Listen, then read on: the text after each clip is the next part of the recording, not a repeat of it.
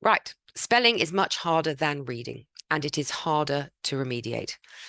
For spelling, a word has to be broken into sounds, and then the symbols for that sound must be generated. Reading's much more important in life than spelling, and it's usually ahead of spelling ability. In reading, the symbols are already written there, and the student just has to decode them. So the student looks at the word, works out what each of the sounds are, blends them together.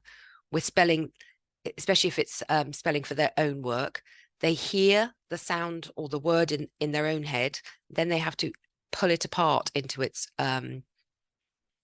sounds, and then they have to choose the correct version of that for that particular word. It's much harder.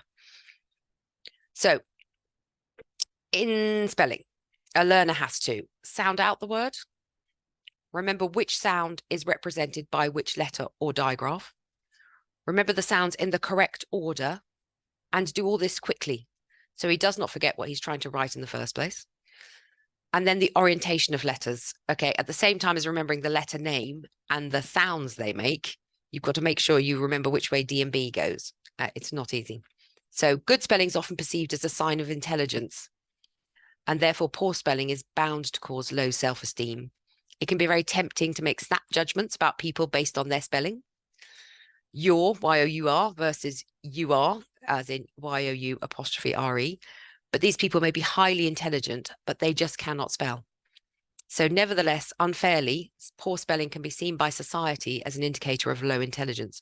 If you've ever been on, I occasionally, sadly, stray onto the Have Your Say part of the BBC website, and if people incorrectly spell something, they can be picked up, even if it's not relevant. In fact, it's never relevant to what's being discussed, but others will instantly pick them up on it when you can understand what they've written anyway. It's not that it's a completely different word. They haven't suddenly put XYZ into the word your or there. They've just chosen the wrong one, but people are very quick to pick people up on their spelling.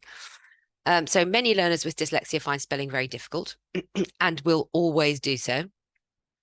But some neurotypical learners are also weak spellers. So this actually, what we're going to look at today, works across the board. It's not only our children with specific learning difficulties that can find spelling difficult. So you focus on the strategies needed to ensure that when an accurate spelling is required, it happens. Or they're close, or you can read it.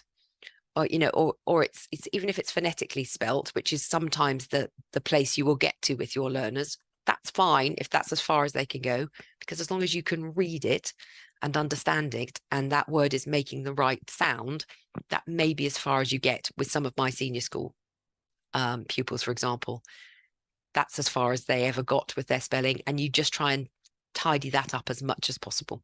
But they're now working on their GCSEs, so there's other things to be worked on.